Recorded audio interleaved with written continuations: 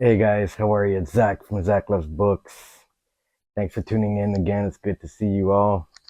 So today I'm gonna just cover um, another one of my April TBRs to be reads that I said that I was gonna read. I'm gonna cover The Last Execution by Jesper Wung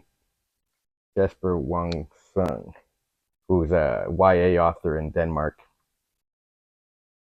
I gotta admit that even though this is a short book, it's only like here. Let's see here. It's maybe 130 pages. It it it it really disappointed me. I was really hoping for something more than what I got out of it. Called The Last Execution, so we know how it ends. So it's about a 15-year-old boy. It's supposed to be based on a true story. He's 15 years old. It's supposed to be based on the last execution that happened in Denmark in 1853 on Gallows Hill, which, there's a gallows hill still in Denmark, and there's a bench up there that overlooks the town where this takes place to this day. But what really disappointed me about this book was I was waiting for something, you know, to just make me say, "Wow, like this book had an impact on me." It didn't. I mean, it starts off with the boy being, um, you know, he's in the cell waiting 12 hours before his execution. Each chapter represents an hour counting down till his death. So each chapter is dedicated to a different part of the story. There's only like two main characters: the boy, his father. His father's poor. They're both poor, is what you gather. It's medieval times. People think they're beggars. They go from farm to farm looking for work.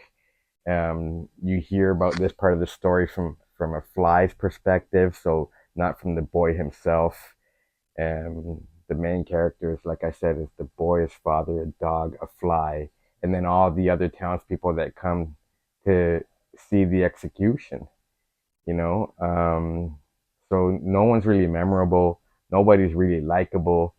Um, there's not really a good plot here. You know what's going to happen in the end. You know he's guilty of something.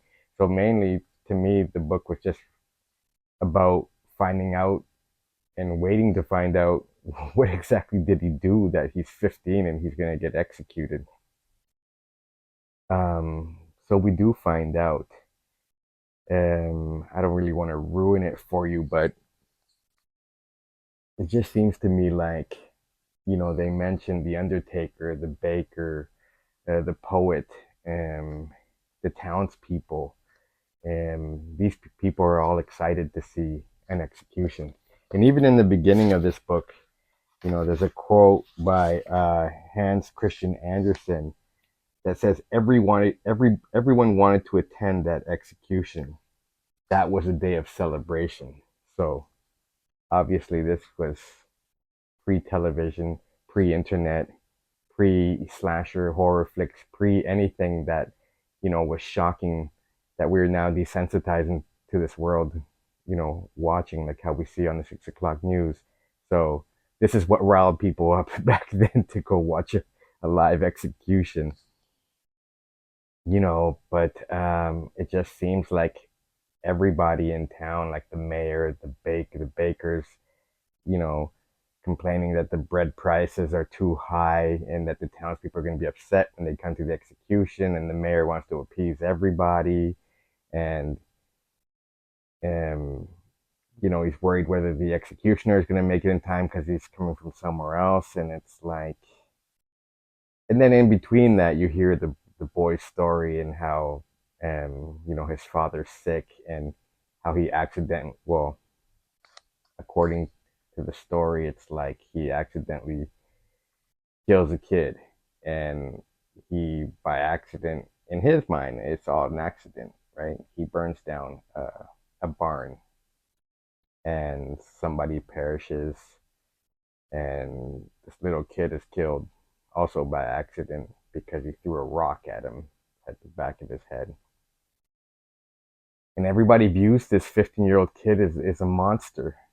but nobody actually saw what happened. All they know is that they blame it on him. There's no one to defend him. His father's not around. And everybody just can't wait um, to execution day, which is takes place in like one day, 12 hours. It happens at 3 in the morning. But, I mean, I thought something would happen, something exciting. I didn't think an execution was exciting. I wanted more from the story and I was disappointed. So, luckily for you, you may not ever have to read this book. So if you want to read it, you can pick it up. And yeah, you may not find it in stores. It's been translated to English. Um, Apparently, Jesper Wung Sung is one of the most popular authors in Denmark, YA authors. So if you've read the book, you know, and you have your own comments on it, if you loved it, let me know in the comments. If you hated it, let me know in the comments. I'm kind of bummed out now. That's like two books now that I was disappointed with. Um, the first one with Paul Tremblay's The Cabin at the End of the World, and now this, The Last Execution by Jesper Wung Sung. So that's two in a row. Both dark themes, both kind of really disappointing.